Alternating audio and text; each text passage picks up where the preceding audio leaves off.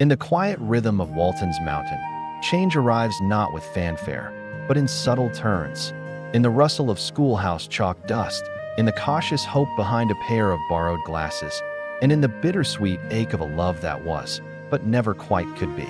With John away in Norfolk, working long hours to keep the family's new mill afloat, Olivia steps into the role of substitute teacher at the local schoolhouse, covering for the ailing Mrs. Fordwich.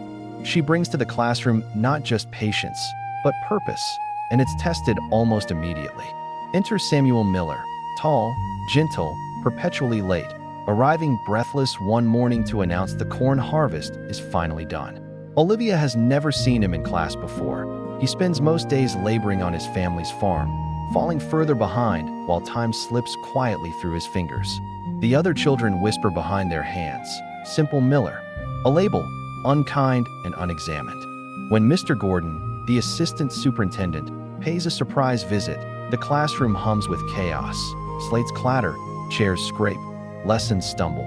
But Olivia holds the center with calm authority. Mr. Gordon is impressed until Samuel walks in. Then, the tone shifts. Gordon dismisses the boy outright, advising Olivia not to waste her energy. "Some children," he says carefully, "just aren't meant for books."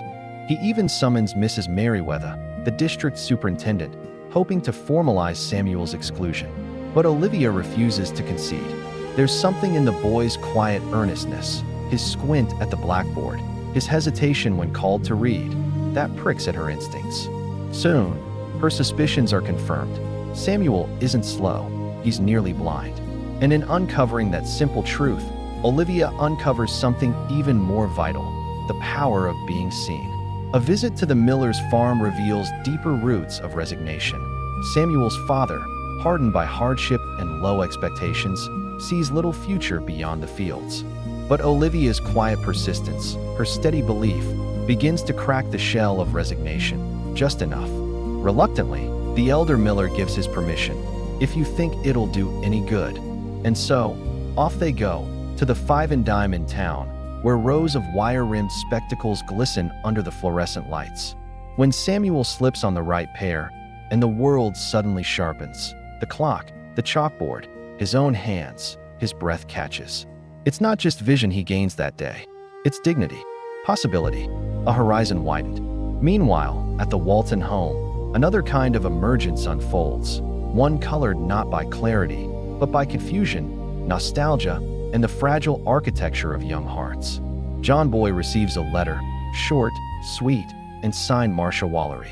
She's coming home. After a year away, she asks him, just him, to meet her at the bus station. The request sends ripples through him, hope and hesitation tangled together.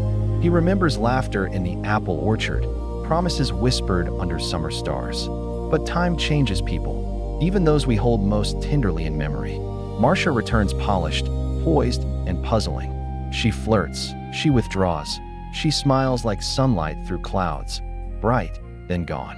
She mentions her engagement to Frank Taylor, a man who runs his father's gas station and speaks of expansion plans with the confidence of someone who's never known doubt. That evening, the couple visits the Walton house. Frank is all swagger, subtly condescending, not just to John Boy, but to Marcia herself, patting her hand like she's a charming, if slightly impractical, accessory. He presses Olivia for a letter of character reference to speed up the sale of the Wollery property. A small request, perhaps, but Olivia senses the pressure beneath it. The next day, John Boy meets Marcia at a diner in Charlottesville.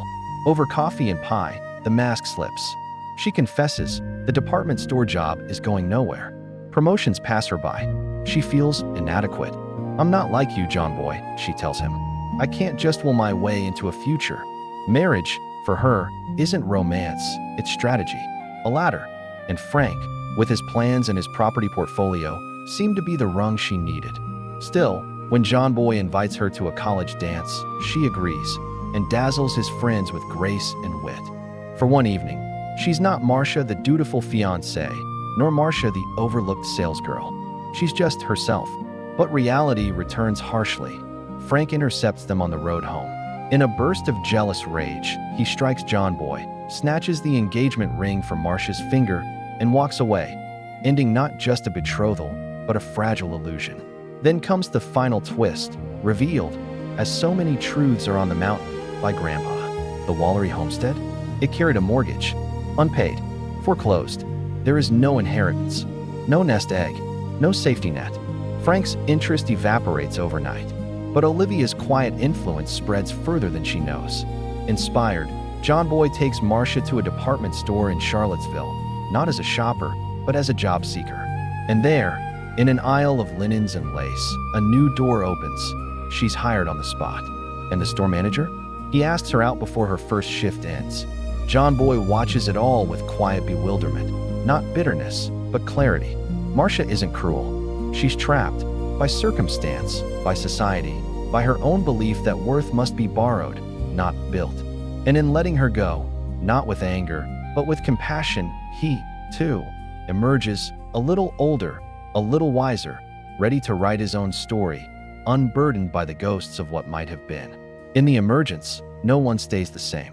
Samuel sees the world anew, not just with his eyes, but with his spirit. Marcia finds agency in an unexpected aisle. And Olivia?